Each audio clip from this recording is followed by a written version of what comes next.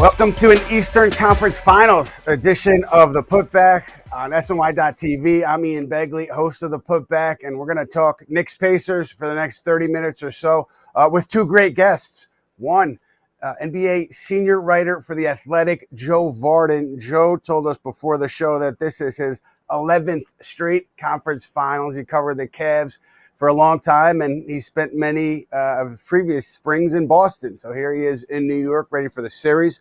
We've got Dexter Henry. Knicks fans know him from everywhere, but he is also the host of New York Post Sports Digital. Does a great job there, keeps his finger on the pulse of the Knicks. And gentlemen, as always, we're going to start with the baseline. Here we have it. Knicks-Pacers Eastern Conference Finals. Knicks' first conference finals appearance in 25 years. Pacers back for the second year in a row. You know, I went to the Knicks practice facility yesterday, and I'm walking in and I'm thinking, I've never been here for a practice at this point of the year. Usually, if anything, I'm coming up for a draft workout or a coach has been fired press conference, and here we are.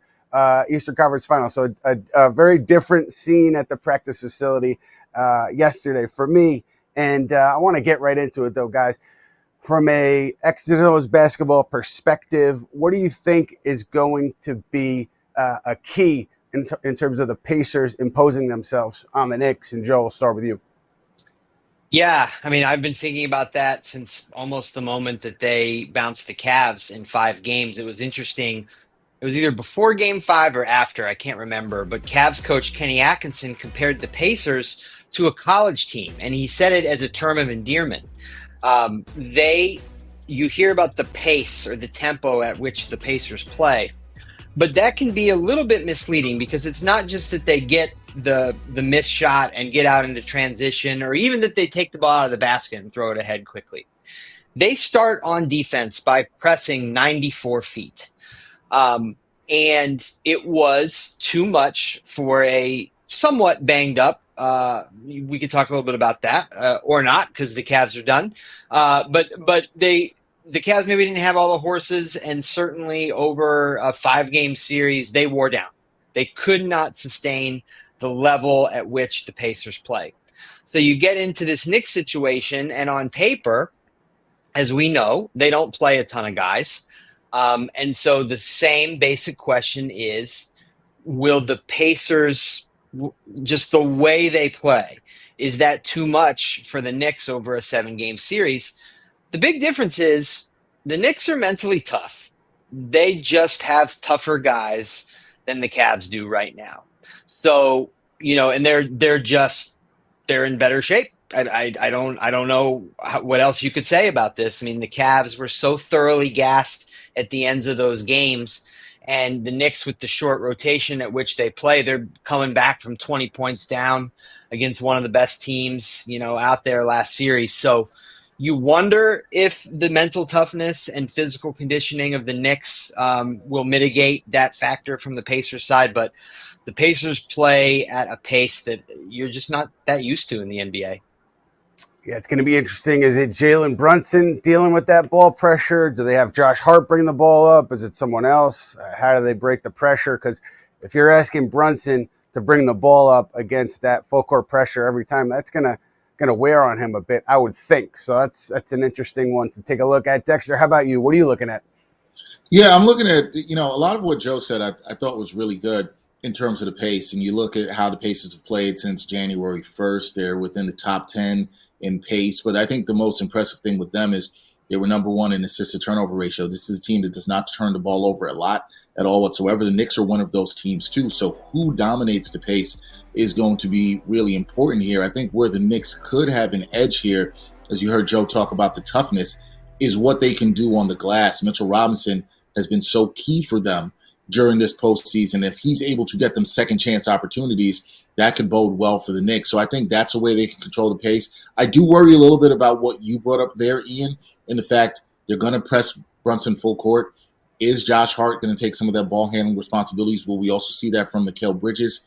That is something the Knicks have been able to use. So I think how the Knicks are able to preserve Brunson's energy against the defense of the Pacers is going to be really important. And then when the Knicks are in the half court, guys, how that half-court offense looks, because if they are efficient, if the Knicks also themselves are able to get some easy baskets in transition, if they're able to add some pace, pun intended here, that can help them in this series against the Pacers. So very interesting clash of styles here in this conference finals matchup. Yeah, the Knicks are always at their best offensively when they do get stops and they can go push the pace the other direction. I wonder, from a transition defense standpoint, Knicks have been up and down there. They were very good game 6 against Boston. They were not good game 5, and that's going to be important in this series. And then, just defending Tyrese Haliburton, it's an obvious one, but you have options there if you're Tom Thibodeau. You have Mikal Bridges, you have Josh Hart, you even have OG Anunoby. Who do you go to? Does it work? How do you adjust? That's what I'm keeping an eye on as well. And so, guys, we were talking about it a little bit before the show, but I certainly, all year long, I was saying the Knicks could not beat the Celtics. I said if both teams were healthy, which they were, by the way, pretty much. I know Porzingis was sick, and then before Tatum got hurt, the Celtics were pretty much whole. Knicks were whole. Celtics missing Sam Hauser. But I did not think in that scenario the Knicks would beat the Celtics. I was dead wrong all year long. I mean, Joe, what was your read on it going into this thing? Yeah, I mean, certainly in interviews like this would almost poo-poo that series. Like that one was the foregone conclusion. Dexter and I were talking off air just about how wrong you can be when you get into trying to handicap some of these series. But I think, I do think, and this is, I guess, my biggest word of caution for the Knicks going into this next round, what Brad Stevens said yesterday in Boston was right. The Celtics did blow those first 2 games. I mean, you're at home. They have the firepower that they had. Tatum's not hurt yet, and they're up 20.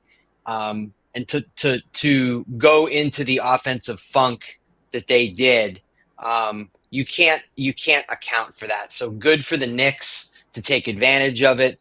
You can't account for it as a handicapper. I mean, so good for the Knicks to take advantage of that. But I guess we're in the Eastern Conference Finals. There's 4 teams left in the whole league out of 30, and we are still asking the basic question of how good are the Knicks actually. It was an underwhelming regular season. They did go 0-10 against the Cavs, Celtics, and Thunder. And guess what? Only one of those teams are left. So, part of this is like sort of the battle of attrition. Can you survive? The Knicks have survived to this point. I think what we've seen, it's interesting. The Pacers, they play with such maturity at the end of these games. They did not make mistakes in any of the close games, whereas the Cavs did. They crumbled throughout.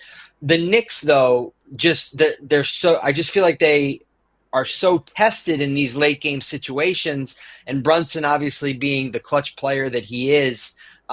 It's another case of like strength versus strength here. Maybe they both do that well. Dexter, I mean, for you coming into this, I think you actually might have been one of the select few that thought the Knicks had a shot. Am I wrong? No, you're wrong. I was not that person. That wasn't me. I picked the Celtics in 6. And Ian, look, you and I were you were obviously at all these games. I was at a good amount of these games this year, and I saw a couple of Celtics games, and the Knicks looked like they were outclassed in those games. We all saw this. We all watched this. They looked like they were outclassed. But in the middle of the season, I was doing the show, and I brought up the question that Joe just brought up, the point that he made, which is, is their identity being clutch? And I watched this after they had won games back-to-back on the road in Memphis and then Miami. And the Knicks in tight games, they seem to be fine. They seem to know what they're doing. They know how to handle their offense. Obviously, they have the clutch player of the year, as was mentioned in Jalen Brunson, and how tremendous he is in clutch situations. But I think that has only grown for this team throughout the playoffs. They have become stronger in their resolve there. And they didn't have close games against the Celtics, so we never knew what that could look like. Now they've played in close games. Now that they've slayed the dragon, to say, I do think this can bode well for this team moving forward in terms of their confidence, because they have done it. But I think where I would proceed with a little bit of caution for the Knicks fans out there is that what you have seen, especially in the Celtics series, they were down in 14 in every game except for game 6.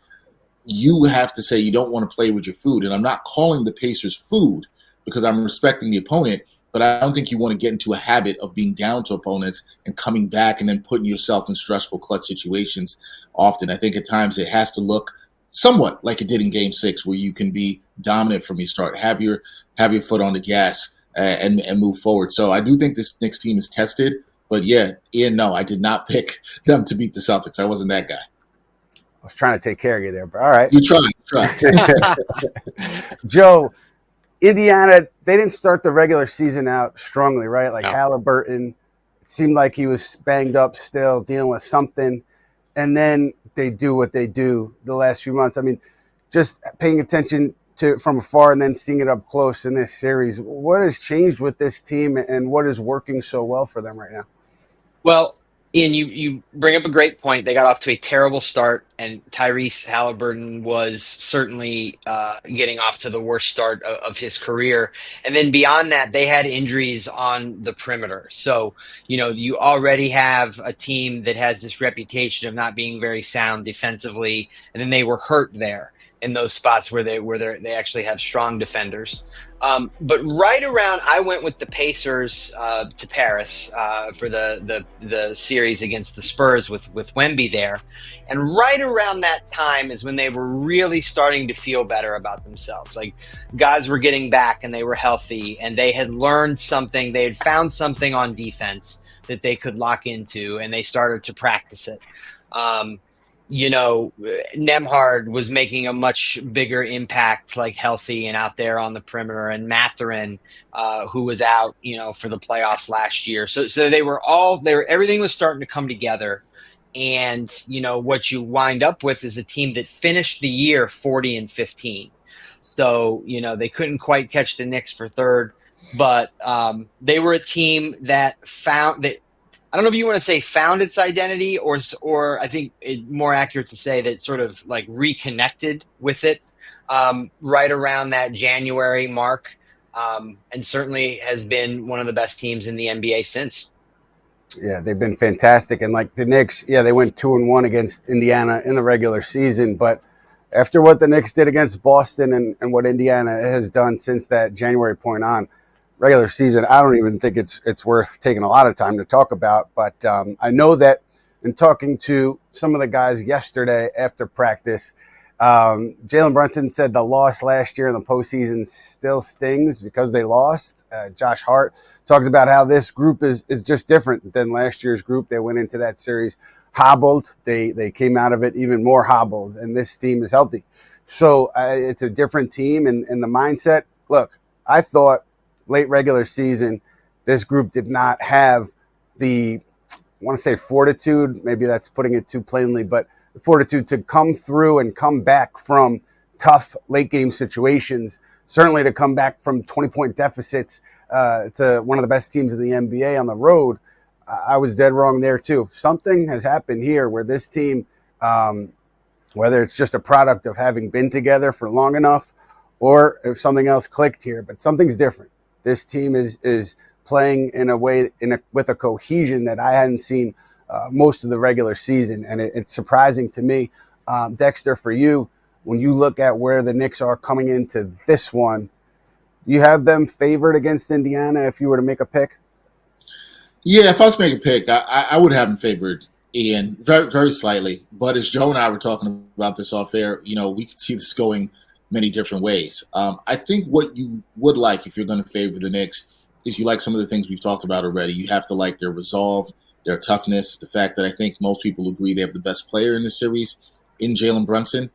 You also have to like the fact that their bigs can be a force here against this Indiana Pacers team. Now, one thing to note is this Pacers-Knicks matchup during the regular season, the Pacers I'm talking about, did not see Mitchell Robinson. So he's a big X factor for me. I'm sure we'll get to that later.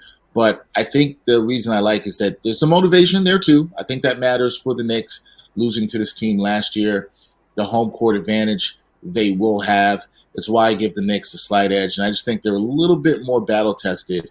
And so I'm leaning Knicks here in this series. It's fair. And the difference between this year's team and last year's team, it's stark because of Mitchell Robinson being out most of the year this year. No Isaiah Hartenstein, no Dante DiVincenzo, no Julius Randle. So the team didn't defend at the level that it did last season, this year. Didn't rebound the ball on the offensive glass the same way it did last year. But it has seemed to find itself here. And defensively, the numbers are better in the postseason. And Tom Thibodeau said yesterday he thought the defense started to trend in the right direction in the second half. And when Jalen Brunson was out for a month, defensive numbers were strong. And then they've kind of continued, not at that level, but at a passable level here where the Knicks defense is not the turnstile that it was on some nights during the regular season. So, yeah, so the Knicks seem like a team that Brad Stevens also said this yesterday, that they're kind of peaking at the right time. It seems like there's another level for them to go. Let's get into the stars of this series, right? We got Tyrese Haliburton, Jalen Brunson. Those guys are going to be the headliner. That's what the league is going to be using to promote the series, and it's an intriguing, definitely an intriguing matchup for you, Joe. What do you think about the Haliburton series against Cleveland, and how do you think the Knicks will try to contain him? So the Cavs used Max Strus on Tyrese. Much bigger body, 6'6", pretty thick guy. But part of that was, the Cavs try to hide Darius Garland or whoever's playing in his place defensively. Ty Jerome was another candidate there. So they were trying to move that guy off of Tyrese. The Knicks, I feel like, are more versatile with their starting lineup here as far as how they can deal with Haliburton. He was all right. Obviously he hit the great shot to win game 2. He had struggled up until that point. They sort of all caught their wind by game 4, and then game 5 they came back from a nice little early hole. So Tyrese is doing fine. Pascal Siakam had a great series. Miles Turner had a very strong series. And then I really respect Nembhard and Naismith too. He was nice, but I do like the sort of the switchability and the versatility in the Knicks starting lineup. I covered the Team USA team where Steve Kerr was playing Josh Hart at the 4, which I actually think could help them a little bit in this series. If they ask Josh to guard up a little bit. So love the versatility among the Knicks starters, but it comes back. I know we're talking about that one singular player with Haliburton, but I'm just wondering if once you get past 5-on-5, how do the Knicks keep up with playing one or two other guys? Sure, no, it's I'm sure Tom Thibodeau is probably thinking about that right now and going through the scenarios, and also with Jalen Brunson. I mean, he's going to have to deal with a strong defender in Aaron Nesmith. I know. Yes. I think he got labeled the Brunson stopper in some corners because of the postseason when they put Nesmith on Brunson. Brunson had a tough time. If you look at one of those regular season games, I think Brunson just came out roaring with Nesmith on him. I don't know if he had a point he wanted to prove or not, but he did play well against Nesmith in this regular season. So, Dex, for you, if you are kind of scheming things out and you're Indiana, how do you try to slow Jalen down? I think they're going to try to have to pick him up full court. I think that's it. Try to get the ball out of his hands. Can you blitz him? Even if you don't go full court, you want to blitz him as soon as he gets across half court. You want to make another Knicks player have to become the playmaker. And for a lot of times, that's been Josh Hart for the Knicks. Is he the valve and release guy that you want there? So I think you're going to see a lot of traps on Jalen Brunson as soon as he gets over half court. I think if you try to pick him up full court, get the ball out of his hands. So the Knicks, who have a habit, and you know this, Ian, started getting their offense started a lot later in the shot clock. I think if that happens for the Pacers, that's advantageous for them. So I think you're going to see waves of defenders at Brunson. I think you will see Nesmith, if we're going to call him the Brunson stopper, to see if he can do it again here in the playoffs. But with Brunson, I think you're right, Ian. I think that was the first game you were referencing when they played the Pacers this season. I wonder how much he takes that personally, how much he's motivated by, obviously, as we talked about what happened last year in the playoffs. So I think you'll see waves of defenders, and we have to respect the defenders from the Pacers, who've been very good throughout this postseason. And I think you'll see a lot of the guards they'll try to throw at him, even some bigger players. I think you could see as well thrown at him at times. But Jalen Brunson is going to get a lot of looks, and I think it's going to be to get the ball out of his hands early in the shot clock. Joe, for you, the bigs, Cat, Mitchell Robinson, and Miles Turner. What are your thoughts there on the front line, and how does it play out down there? So there was that play in the Knicks, and I think it was Game 6, where Mitchell was in the corner bothering Jalen Brown to no end. And the Cavs rave about the versatility of Jarrett Allen, but I didn't see him. Jarrett was not able to impact that series, especially as the series wore on. So Mitchell Robinson is substantially bigger. I would say nastier than Jarrett, and so and if he's going to be able to move his feet like that out on the perimeter, that will impact the series. The Pacers are one of those like actual 5-out teams. Miles Turner can shoot threes. So, you have to be able to stay on the floor.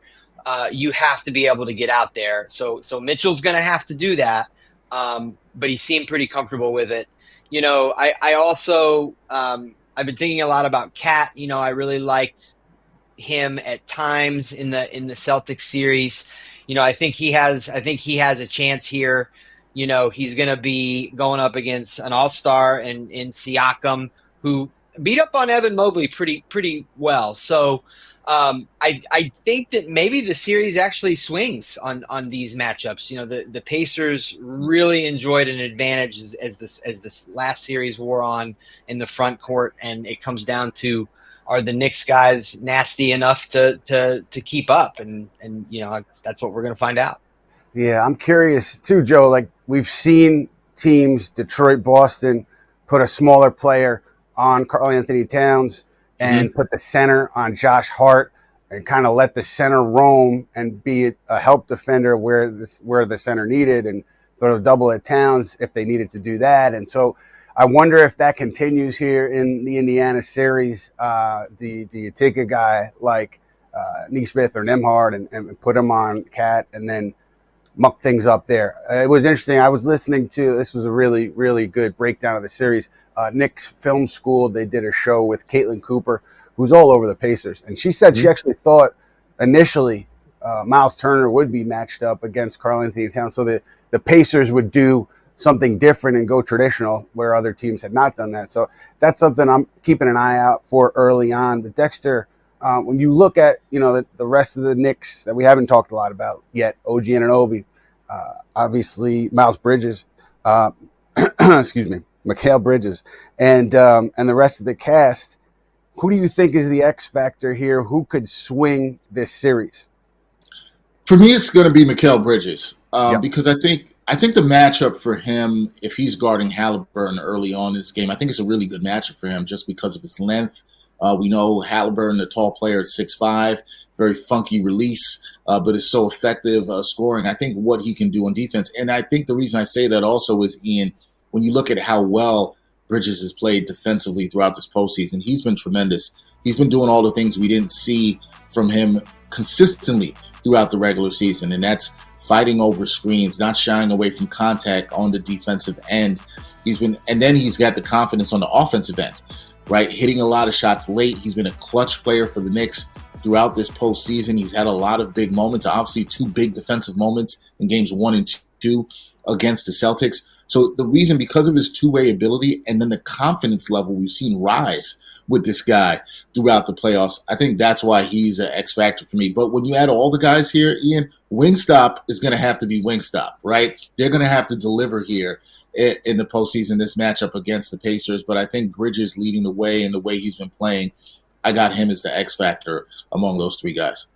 I think he's been the most important, Nick, to borrow an award from college. I think that for everything you said, Dexter, for those reasons. And it seems like, too, he just, whatever it takes to win, I think that's his mindset. I mean, he said it in the playoffs. He said it in the regular season. But it seems like he's really playing that way, sacrificing his body, going 1,000% all the time. And it's interesting to me that when early fourth quarter now, you see the ball in Bridges' hands when Brunson takes a rest, and Bridges has been doing really well in that spot.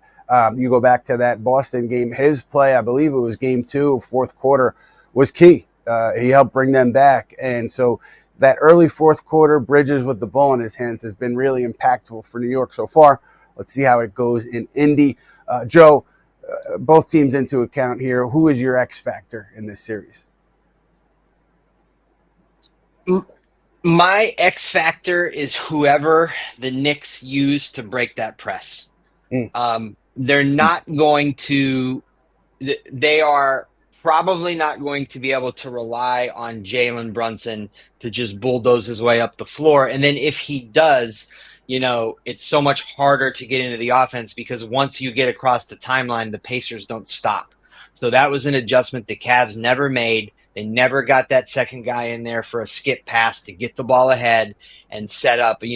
Is it Bridges? Is Bridges the one who catches the ball on the other side of the timeline and allows everybody else to set? Does he have that skill set? I think he does. So that's a possibility. But it's whoever they have to help break the press. And then beyond that, when I'm thinking about X factors, again, this is the stylistic thing, but it's like with that pressure that the Pacers use, I don't know that the Knicks will be able to be as good in isolation as they were against the Celtics. So it is who out there in the half court set is going to make that extra pass to keep the ball moving and get the open shot. Yeah, I think you're dead right there. It's going to be something to keep an eye on all series long. Right now, we are going to shift to a segment called What We Learned. What We Learned, presented by Binghamton University. Binghamton University was named the top school in the SUNY system, according to recent rankings from the Wall Street Journal and Forbes. Visit binghamton.edu for more. All right, fellas, the coaches. I think we learned something that Joe referenced earlier about Tom Thibodeau and the way he approached the minutes this season with the Knicks. I mean, look, injuries can happen at any time, so maybe this narrative flips, and it could flip on a dime. But you looked at the Knicks, and it seemed like, I don't want to say they were fresher, but they were able to handle late game situations, were not gassed. And then you look at maybe a Cavs team where Donovan Mitchell said he was feeling tired. I think it was after game 1. And they had made it a point, Cleveland, to not play their guys big minutes in the regular season. Joe, in your view, what we've seen so far, does it validate Tom Thibodeau's approach with playing time? Does it say anything about it? Where are you on that? This is something that teams are racking their brains about in Boston, in San Francisco, obviously in Cleveland. Like these even maybe with the Lakers, like you're talking about usage injuries after a regular season in which you really tried to manage it. And it's still, it gets to you because either the high minutes that suddenly you're playing in a postseason. So generally speaking, you're right. We are one sprained ankle away from talking about this in a totally different light. But the Knicks, again, they just seem like they've been able to handle it. The Pacers, of course, are going to try to, push, like, have the same kind of relentless pressure on both sides and see if the Knicks can keep up. But yeah, like the so far, you would have to say the way that Tibbs has managed this, it seems like the Knicks might be in a better position to handle that than maybe the Pacers' previous opponent. Right. And Dexter, Tom Thibodeau, what have you learned about him in this postseason? What has he showed you? I think he's shown us that, and I thought the criticism for him all the time wasn't that fair, Ian, in that he can make adjustments. We saw him go to the switch everything defense against the Celtics. That was not something he had deployed during the regular season, shown at all. And I think if he held that was a good tactic for him to hold. Have we seen the willingness for him to always go deep into his bench? No, we still haven't seen that. And that could be a huge factor in the series in terms of the fact the Pacers go 10 deep and the Knicks are really only going 7. But I think he has made adjustments in game. I think we saw in game 4 against the Celtics. He played Miles McBride and Mitchell Robinson key minutes down the stretch when they helped spark that comeback. He's put the ball in Mikal Bridges' hands, as you noted, Ian, early in fourth quarters.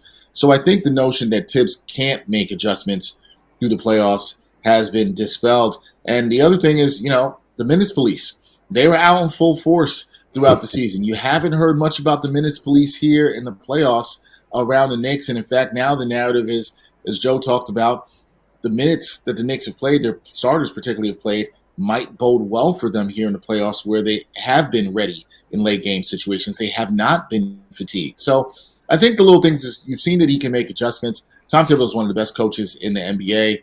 You can nitpick. Every coach isn't perfect, but he definitely has made adjustments when it counted. He did it against the defending champs, and we'll see if he further makes adjustments here against the Pacers. Yeah, I'm a detective in the Minutes Police Precinct, 34th Street. So I want to wait and see a little longer. I want to see how it plays out conference finals and if the Knicks get through to the finals. But certainly to date, the Knicks have looked very good late in these games. And also, we should say, their training and athletic staff was named the Training Athletic Staff of the Year in the NBA. That's a peer-voted award by the NBA Trainers Association. So another credit to where things have gone for the Knicks health-wise. I want to just hit quickly on the Thibodeau hot seat, because I was the one talking about it before the playoffs, how things didn't go well, particularly in that Detroit series. I thought there were going to be some hard conversations about many things in the organization, including the head coach. But now, obviously, you get through Detroit, you shock the world, you get through Boston. Tom Thibodeau is not going anywhere. That seat is as cool as a seat gets, and it's a credit to him and what he's gotten these Knicks to do over these last few weeks. Joe, I want to hit quickly around the NBA a little bit, and I know all the talk is about Giannis Antetokounmpo and Kevin Durant and where those two go via trade and how does it affect multiple franchises. Those are going to be the two big dominoes. But not a lot of people are talking about LeBron James, and so I'm just wondering, man, if somebody said to you, hey, you got to put your mortgage on LeBron being a Laker next year or being somewhere else. I'm not going to hang you on this, but what do you think? Where would you go? I mean, I have so firmly planted my flag on the hill that he is retiring a Laker. Mm-hmm. And I've been saying it for years and years. I had an interesting conversation very recently with somebody close to LeBron, talking about, generally speaking, interest. Now, it's not on LeBron's part necessarily, but there was just this discussion about well, we really want to help the Cavs. Well, how would they do that? And that didn't come up. When you think about LeBron, you have to think about, he has said that he will always be a max player. So that leaves him with the Lakers, an insane trade that no one responsibly should make for a 41-year-old, to send out the money it would have to take to handle his contract. Or these couple other teams that have cap space that I wouldn't see him being interested in. So that's the first one.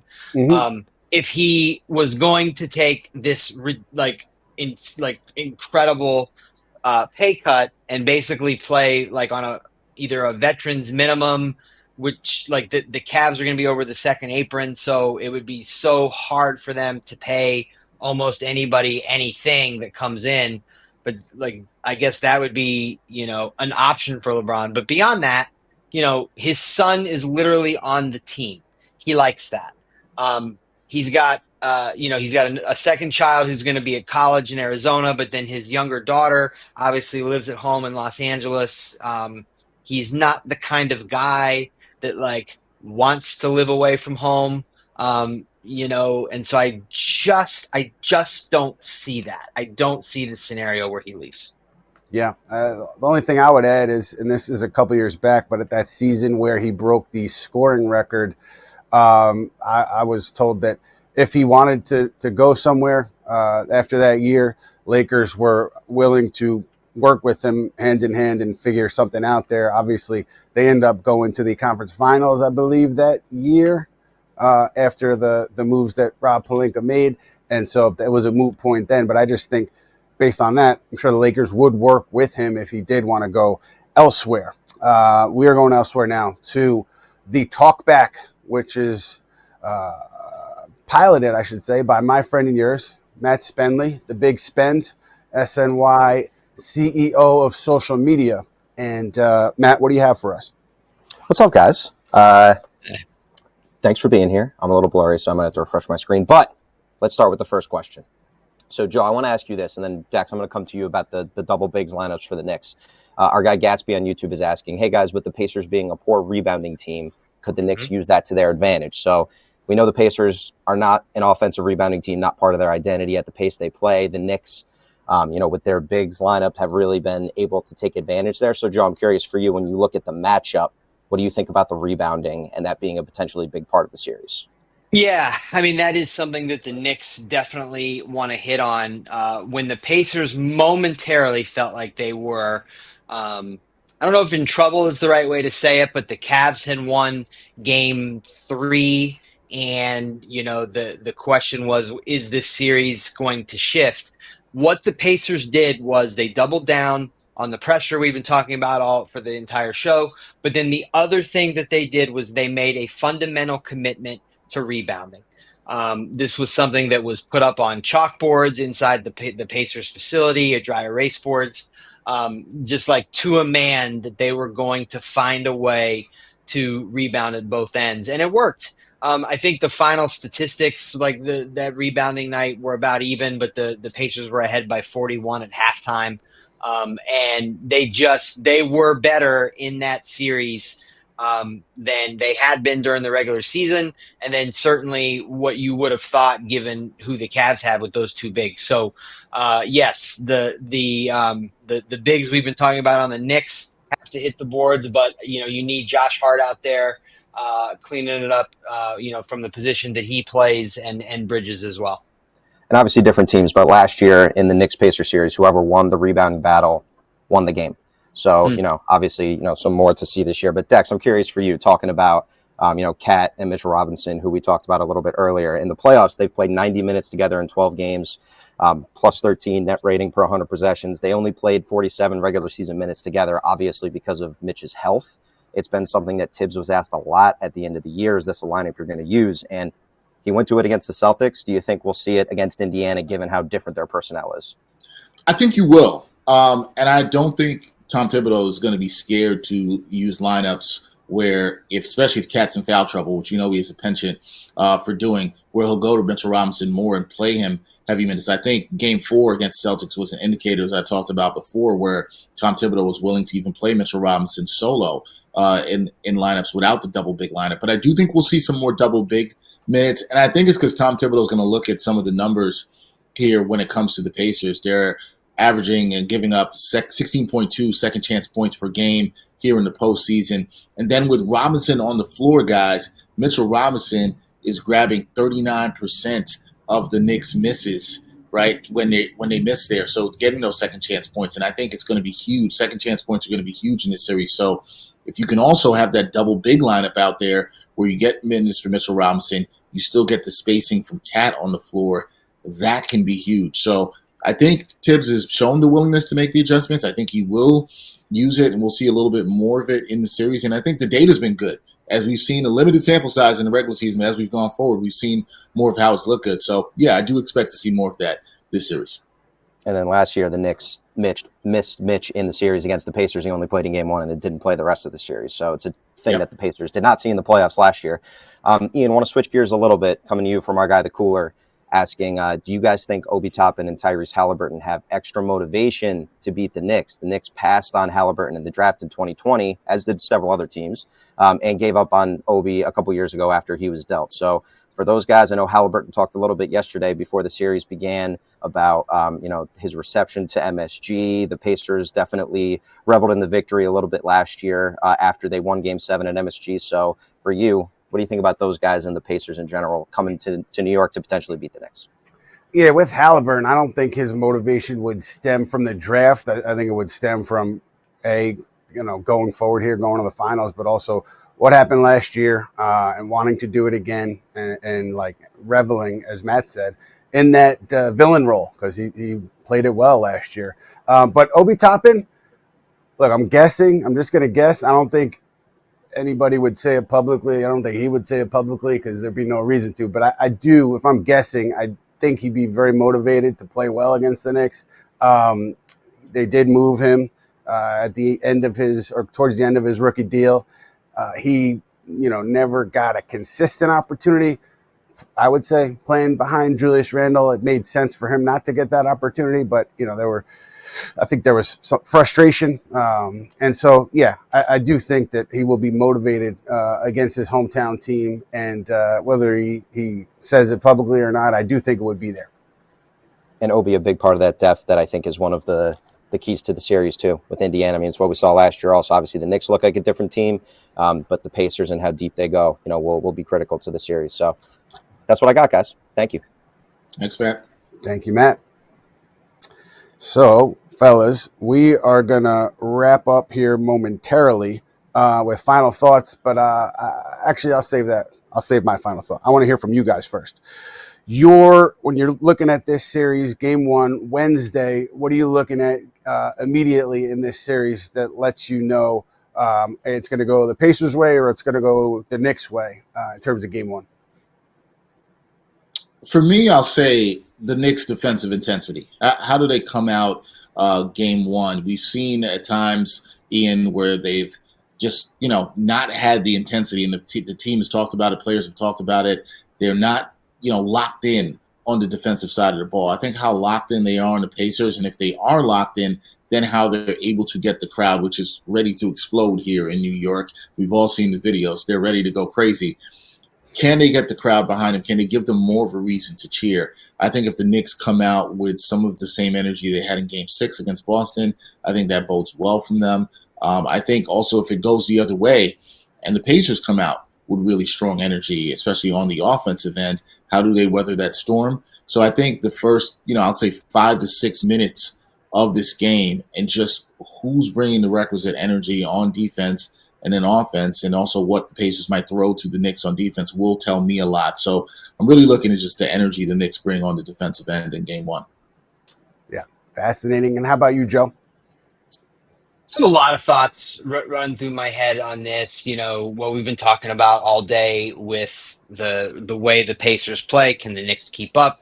Rebounding is an issue. The Pacers bench was awesome in the previous series, and as a team, they shot it great, especially on the road, which is not typical in the playoffs. So can Indiana come back into this building where they had won the previous year and have the same shooting numbers that they had against Cleveland? That's a question. There is a matchup that I wanted to talk a little bit more about, and we have touched on it, of course, which is Haliburton and Brunson. I am wondering about Jalen, and we talked about the little bit of extra motivation. If you guys remember, last year, it was not long before that series started that Team USA made its announcement of who would be on the Olympic team. And you had Tyrese Haliburton and Jalen Brunson, who were both a part of the 23 World Cup team. Haliburton, not Brunson, was taken for the Olympics. Brunson was not happy about it. He really didn't want to make last series about that. He tried to stay as far away from it as he could. But we know how that series went. So now you have a case where, and he says that he and Tyrese are friendly. That's fine. I know they got along well when they were traveling together in 23. But you've got a case where there's a player he's being compared to, a player that was picked over him for the Olympics, and that same player who got the better of him in the playoffs last year. So is that stuff on Jalen's mind as he takes the floor tomorrow night? So maybe a referendum on the USA Basketball Grant Hill decision. I don't know if Grant's going to be involved in any of these games, but that would make it even more fun. All right, so he won't be.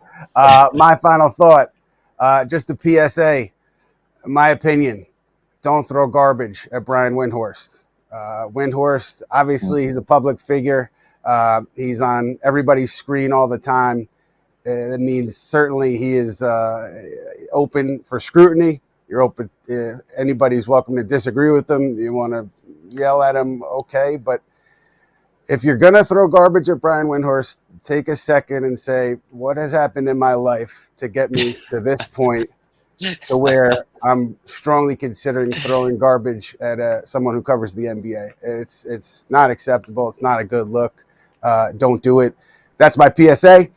Looking forward to game 1 Wednesday. And at the Putback, we will be back with you guys later in the series, probably next week. Appreciate you being here and look forward to seeing you soon.